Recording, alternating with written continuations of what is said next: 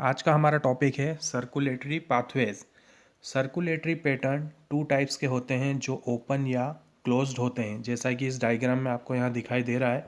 पहला वाला जो है वो ओपन सर्कुलेटरी सिस्टम है, दूसरा जो दिखाई दे रहा है वो है closed circulatory system. Open circulatory system arthropods और मोलस्क में पाए जाते हैं, जिसमें हार्ट द्वारा पंप किया गया ब्लड लार्ज वेसल्स से ओपन स्पेस या ब्लड कैविटी में गुजरता है। सेकेंड जो हम देखते हैं, एनालिड्स और कॉर्डेट्स में एक क्लोज्ड सर्कुलेटरी सिस्टम होता है, जिसमें हार्ट द्वारा पंप किया गया ब्लड को हमेशा ब्लड वेसल्स के क्लोज्ड नेटवर्क के थ्रू सर्कुलेट किया जाता है। इस पैटर्न को अधिक बेनिफिशियल माना जाता है क्योंकि फ्लूइड के फ्लो को अधिक सटीक रूप से रेगुलेट किया जा सकता है। सभी वर्टिब्रेट्स में मसल्स का बना हुआ हार्ट पाया जाता है। फिशेज में एक एट्रियम और एक वेंट्रिकल वाला टू चेम्बर्ड हार्ट होता है। फर्स्ट डायग्राम आप देख सकते हैं, इसमें एक ही वेंट्रिकल और एक ही एट्रियम है, जो कि फिशेस का हार्ट यहाँ पर शो करता है। इसमें केवल दो ही चेम्बर पाए जाते हैं। एम्फीबियंस और रेप्टाइल्स देख सकते हैं, सेकंड में एम्फीबिया है, थर्ड डायग्राम जो है आपका रेप्टाइल का है। एम्फीबियंस और रेप्टाइल्स में आप क्रोकोडाइल्स को छोड़ दीजिए। क्रोकोडाइल को छोड़कर जितने भी रेप्टाइल्स होते हैं और जो एम्फीबियंस होते हैं, उनमें दो एट्रिया और एक वेंट्रिकल वाला तीन चेम्बर वाला हार्ट पाया जाता है। हम यहाँ देख सकते हैं कि एम्फीबिया और रेप्टाइल में ऊपर राइट ऑट्रिया लेफ्ट ऑट्रिया है और एक यहाँ पर वेंट्रिकल पाया जाता है, जबकि क्रोकोडाइल, बर्ड्स और मेमल्स में टू एट्रिया और टू वेंट्रिकल्स वाला फोर चेम्बर्ड हार्ट होता है। फोर्थ वाला जो डायग्राम है उसमें हमें क्लियर दिख रहा है, right atrium, right ventricle, left atrium और लेफ्ट वेंट्रिकल, फोर चेम्बर यहाँ पर क्लियर हमें दिखाई दे रहे हैं। फिशेज में हार्ट जो होता है वो डीऑक्सीजनेटेड ब्लड को बाहर निकालता है, जिसे गिल्स के द्वारा ऑक्सीजनेटेड किया जाता है और बॉडी के उन पार्ट्स में सप्लाई किया जाता है जहां से डीऑक्सीजनेटेड ब्लड को हार्ट में वापस किया जाता है। एम्फीबियंस और रेप्टाइल्स में लेफ्ट एट्रियम को गिल्स, लंग्स या स्किन से ऑक्सीजनेटेड ब्लड प्राप्त होता है और राइट एट्रियम को बॉडी के वेरियस पार्ट से डीऑक्सीजनेटेड ब्लड मिलता है। हालांकि ये सिंगल वेंट्रिकल में मिक्स हो जाते हैं, जो मिक्स्ड ब्लड को पंप करता है। बर्ड्स और मेमल्स में रिस्पेक्टिवली देखें तो लेफ्ट और राइट एट्रियम द्वारा प्राप्त ऑक्सीजनेटेड और डीऑक्सीजनेटेड ब्लड सेम साइड के वेंट्रिकल्स में गुजरता है। वेंट्रिकल्स बिना किसी मिक्सिंग के इसे बाहर पंप करते हैं। इसका मतलब दो अलग अलग सर्कुलेटरी पाथवेज इन ऑर्गेनिज्म में प्रेजेंट होते हैं, इसलिए इन ऑर्गेनिज्म में डबल सर्कुलेशन होता है। आइए अब हम आगे बात करते हैं ह्यूमन के सर्कुलेटरी सिस्टम की। ह्यूमन सर्कुलेटरी सिस्टम, जिसे ब्लड वेस्कुलर सिस्टम भी कहा जाता है, थ्री मेजर पार्ट से मिलकर बनता है। Number 1 heart, number 2 blood, number 3 blood vessels. Heart thoracic cavity में दो लंग्स के बीच लेफ्ट साइड थोड़ा झुका हुआ स्थित होता है। यह एक डबल वॉल मेम्ब्रेनस बैग द्वारा प्रोटेक्टेड होता है। इस बैग को पेरिकार्डियम कहा जाता है। इसमें पेरिकार्डियल फ्लूइड पाया जाता है। हमारे हार्ट में 4 चेम्बर्स होते हैं। आप यहाँ देख सकते हैं, 2 स्मॉल अपर चेम्बर्स जिन्हें एट्रिया कहते हैं और 2 बड़े लोअर चेम्बर्स हैं जिन्हें वेंट्रिकल कहा जाता है। यहाँ पर इस डायग्राम में आपको यहाँ पर नेम दिए गए हैं, right atrium, right ventricle, left atrium और लेफ्ट वेंट्रिकल। एक पतली मस्कुलर वॉल जिसे इंटर एट्रियल सेप्टम कहा जाता है, राइट और लेफ्ट एट्रिया को सेपरेट करती है, जबकि एक थिक वॉल जिसे इंटरवेंट्रिकुलर सेप्टम कहा जाता है राइट और लेफ्ट वेंट्रिकल्स को सेपरेट करती है। एट्रियम और उसी साइड के वेंट्रिकल को भी एक थिक फाइब्रस टिश्यू द्वारा सेपरेट किया जाता है जिसे एट्रियो वेंट्रिकुलर सेप्टम कहा जाता है। हालांकि इनमें से प्रत्येक सेप्टा में एक ओपनिंग पाई जाती है जिसके माध्यम से एक ही साइड के दो चेंबर जुड़े हुए होते हैं।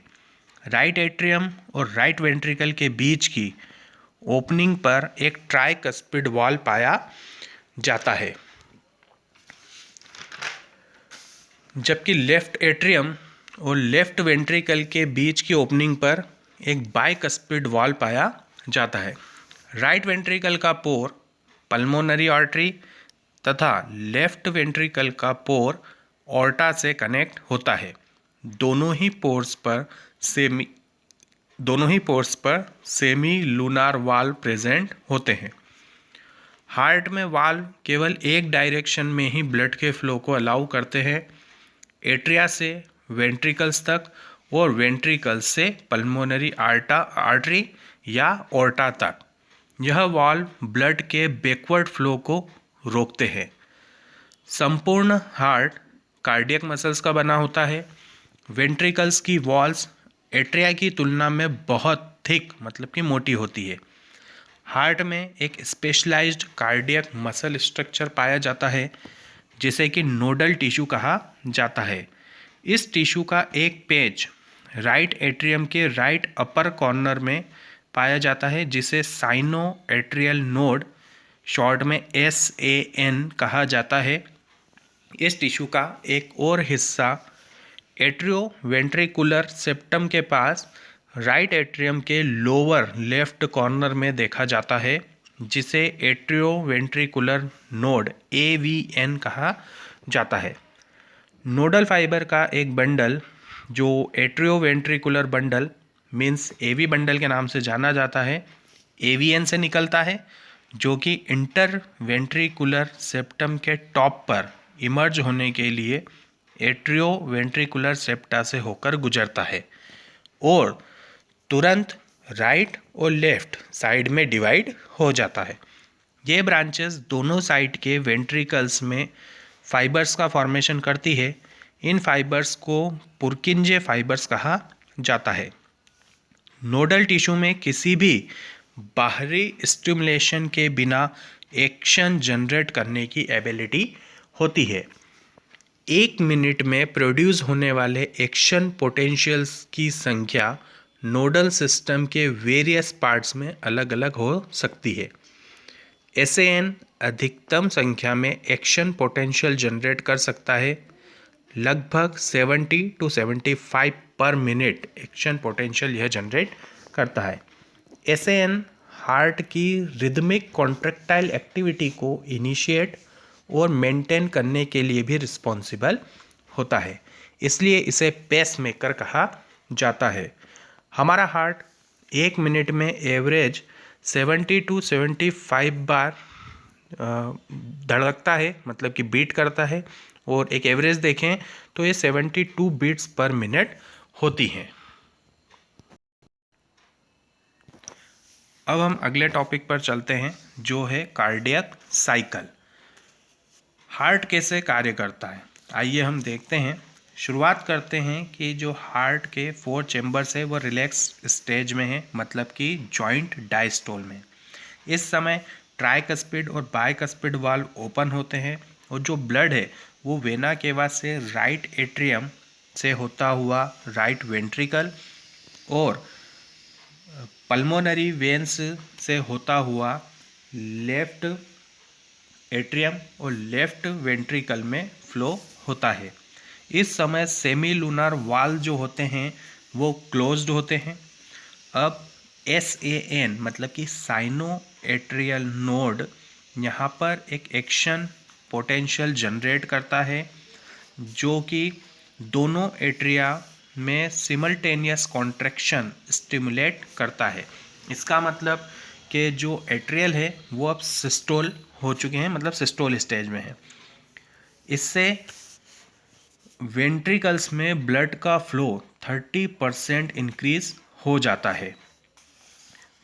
वेंट्रिकुलर साइड में एवीएन और एवी बंडल एक्शन पोटेंशियल को कंडक्ट करते हैं और जो हिस बंडल होता है वह वहाँ पर दोनों वेंट्रिकल्स में ट्रांसमिशन प्रोड्यूस करता है, जिसके कारण जो वेंट्रिकुलर मसल्स होती हैं वेंट्रिकल्स की वो कॉन्ट्रैक्ट होती है, मतलब कि वेंट्रिकल्स जो है वो सिस्टोल हो चुके हैं।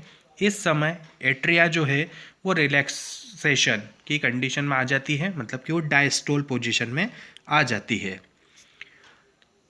वेंट्रिकुलर सिस्टोल से वेंट्रिकुलर प्रेशर इंक्रीज होता है और ट्राइकस्पिड और बाइकस्पिड वॉल जो होते हैं वो यहाँ पर क्लोज हो जाते हैं, मतलब बंद हो जाते हैं, जिससे कि जो ब्लड है वह एट्रिया में वापस से नहीं जा पाता है। देखिए, जब वेंट्रिकुलर प्रेशर इंक्रीज होता है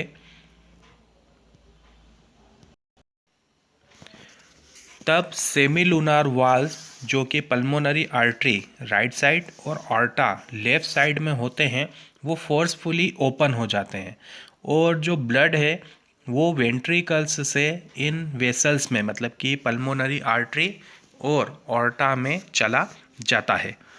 जब वेंट्रिकल्स रिलैक्स होते हैं, मतलब कि जब वेंट्रिकुलर डायस्टोल होता है, तब वेंट्रिकुलर प्रेशर क्या होता है, गिर जाता है और मतलब कि कम हो जाता है। जब वेंट्रिकुलर प्रेशर कम हो जाता है तो सेमी लूनार वाल्स वापस से क्या हो जाते हैं, बंद हो जाते हैं और ये ब्लड के फ्लो को वापस रोकते हैं ताकि ब्लड पल्मोनरी आर्टरी और आर्टा से वेंट्रिकल्स में वापस न आ पाए। देखिए, जब वेंट्रिकुलर प्रेशर डिक्लाइन होता है, मतलब कि गिरता है, तो उस समय यहाँ पर वेन्स से आने वाला जो ब्लड है वह ऑर्टा में आता है। ऑर्टा से वह ब्लड ट्राइकस्पिड और बाइकस्पिड को हल्का सा प्रेशर करते हुए ओपन करके वेंट्रिकल्स में आ जाता है। इस समय जो ब्लड है वह बहुत फ्रीली वेंट्रिकल्स में मूव करता है। तो यह जो स्टेज होती है, इसका मतलब कि इस स्टेज में वेंट्रिकल्स और एट्रिया वापस से रिलैक्स पोजीशन में आ जाते हैं, रिलैक्स स्टेट में आ जाते हैं, जिसे कि जॉइंट डायस्टोल की स्टेट कहा जाता है। जल्द ही SAN मतलब कि साइनो एट्रियल नोड वापस से एक एक्शन पोटेंशियल को जनरेट करता है, नया एक्शन पोटेंशियल जनरेट करता है और ये जो जितनी भी ये प्रोसेस जो हुई है यह प्रोसेस लगातार वहाँ पर कंटिन्यू होती रहती है, रिपीटेड पोजीशन में होती रहती है और इस तरीके से कार्डियक साइकिल यहाँ पर चलती रहती है। हार्ट में होने वाली ये जो सिक्वेंशियल इवेंट है इनके साइक्लिकली रिपीटेड जब ये होती है तो इसे हम कार्डियक साइकिल कहते हैं। इसमें सिस्टोल और डायस्टोल ये दोनों ही अवस्थाएं जो एट्रिया की और वेंट्रिकल्स की होती है इसमें यहाँ पर हमें देखने को मिलती है। जैसा कि हमने पहले मेंशन किया था, हार्ट बीट जो है वो 72 टाइम्स पर मिनट चलती है। इसका मतलब कि एक मिनट में कई सारी कार्डियक साइकिल्स वहाँ पर परफॉर्म हो सकती है। इससे हमें ये पता चलता है कि कार्डियक साइकिल 0.8 सेकंड में कंप्लीट हो जाती है। एक कार्डियक साइकिल के दौरान प्रत्येक वेंट्रिकल अप्रॉक्सीमेटली 70 ml ब्लड को पंप आउट कर देता है, जिसे कि हम स्ट्रोक वॉल्यूम कहते हैं।